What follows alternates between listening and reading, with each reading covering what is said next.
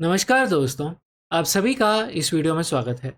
मेरा नाम है सक्षम शर्मा और आज इस वीडियो में हम चार्टर एक्ट ऑफ 1833 के बारे में बात करेंगे।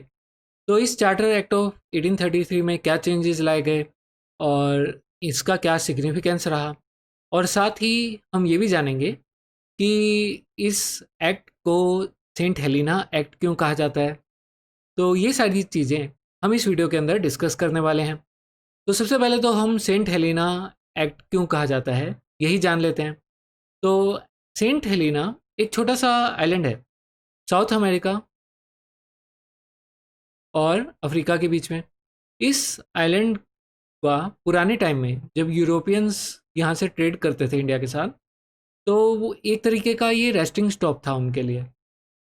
तो ये जो आइलैंड था ये इस समय ईस्ट इंडिया कंपनी के पोजेशन में था, लेकिन इस एक्ट के साथ साथ ब्रिटिश गवर्नमेंट ने इस आइलैंड को अपने जिम में ले लिया। तो इसीलिए इसे सेंट एलिना एक्ट के नाम से भी जाना जाता है।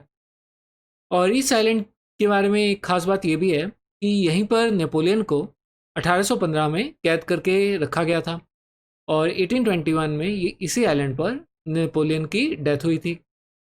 तो ये तो हुआ कि इसे सेंट एलिना एक्ट क्यों कहा जाता है। अब बात करते हैं 1833 के चार्टर एक्ट के फीचर्स पर। तो हमने देखा था 1813 के चार्टर एक्ट में कि ईस्ट इंडिया कंपनी की इंडिया के साथ जो ट्रेड की मोनोपोली थी वो काफ़ी हद तक ख़त्म कर दी थी। सिर्फ इंडिया के साथ टी में ही ईस्ट इंडिया कंपनी की मोनोपोली रह गई थी। साथ ही ईस्ट इंडिया कंपनी को चाइना के साथ ट्रेड करने का अधिकार था। लेकिन 1833 के चार्टर एक्ट के साथ ईस्ट इंडिया कंपनी का चार्टर तो 20 साल के लिए बढ़ा दिया गया, लेकिन कंपनी की जितनी भी कमर्शियल एक्टिविटीज़ हैं उनको अब हमेशा के लिए बंद कर दिया गया। और इसके बाद ब्रिटिश गवर्नमेंट ने ईस्ट इंडिया कंपनी को बोला कि तुम ट्रेड वेड छोड़ो, अब तुम सिर्फ एडमिनिस्ट्रेशन संभालो। तो इसके बाद ईस्ट इंडिया कंपनी अब एक एडमिनिस्ट्रेटिव बॉडी बनकर रह गई और इसी के साथ कंपनी का चाइना के साथ भी ट्रेड अब ख़त्म कर दिया गया। यानी कि ये दोनों चीज़ें भी अब ईस्ट इंडिया कंपनी से छीन ली गई।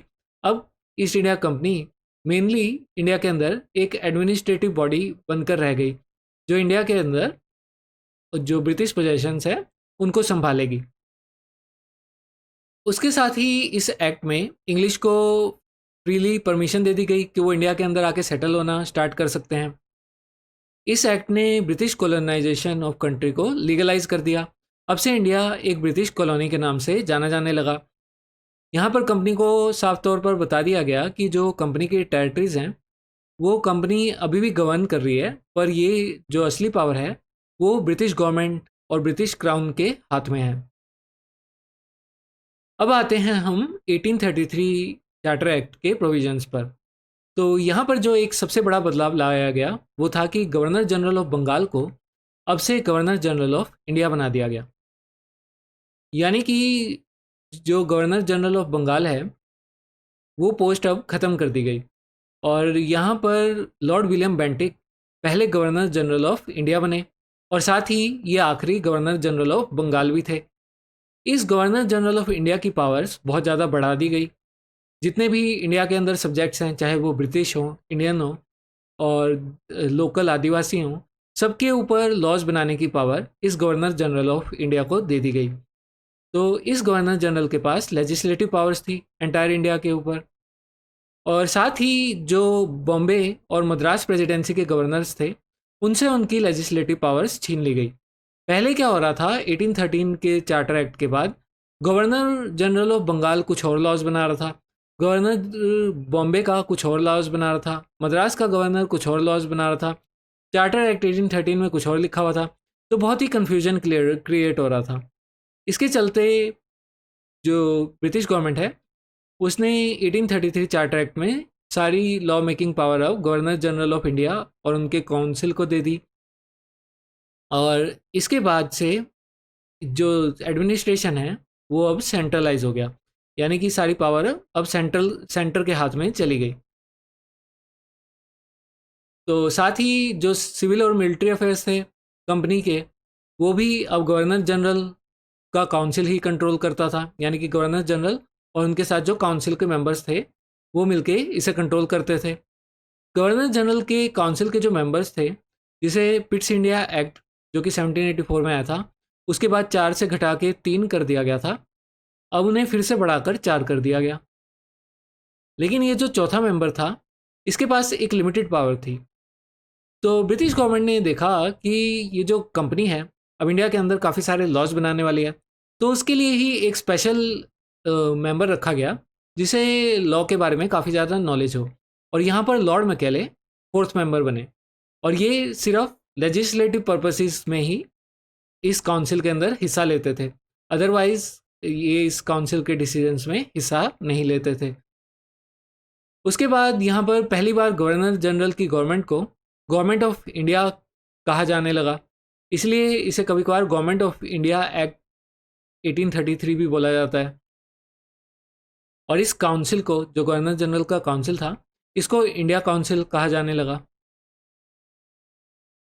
इसी एक्ट के मुताबिक अब ये बात कही गई कि इंडिया के अंदर जो भी ईस्ट इंडिया कंपनी लॉ बना रही है वो पहले जाएगी ब्रिटिश पार्लियामेंट के पास। ब्रिटिश पार्लियामेंट पे ठप्पा लगने के बाद ही उसे एक्ट कहा जाएगा। इससे पहले क्या होता था, ईस्ट इंडिया कंपनी कोई भी लॉ जो बनाती थी उसे रेगुलेशन कहा जाता था। लेकिन अब British parliament east India company के जितने भी लॉज हैं उनके ऊपर नज़र रखना चाहता था, तो अब उसके ऊपर ब्रिटिश पार्लियामेंट के तरफ से जब ठप्पा लग के आएगा तो वो एक्ट कहलाएगा।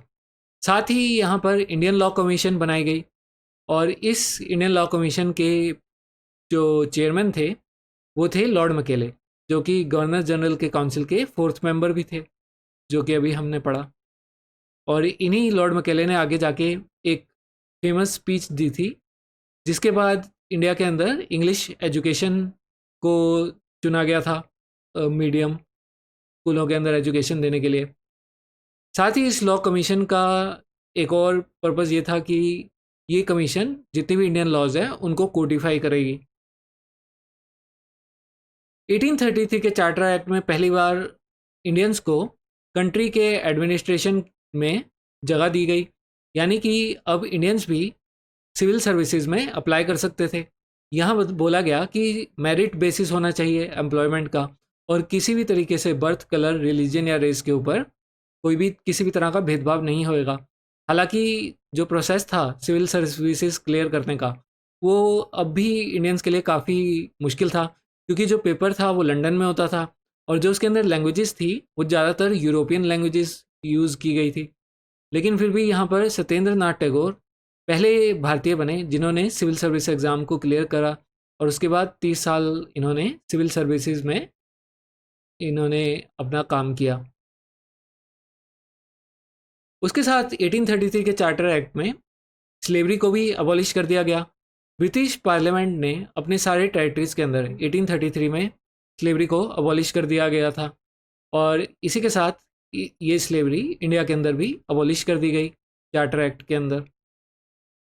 इस एक्ट के तहत, क्योंकि भारत के अंदर काफ़ी सारे ब्रिटिशर्स आकर रहना शुरू कर रहे थे, तो ब्रिटिश गवर्नमेंट ने सोचा कि यहाँ पर क्रिश्चियनिटी का प्रभाव भी बढ़ाया जाए।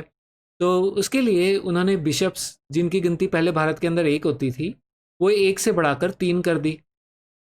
और साथ ही इन्होंने इंडिया के अंदर क्रिश्चियन इंस्टीट्यूशंस को बढ़ाने के लिए रेगुलेशन भी लेके आए।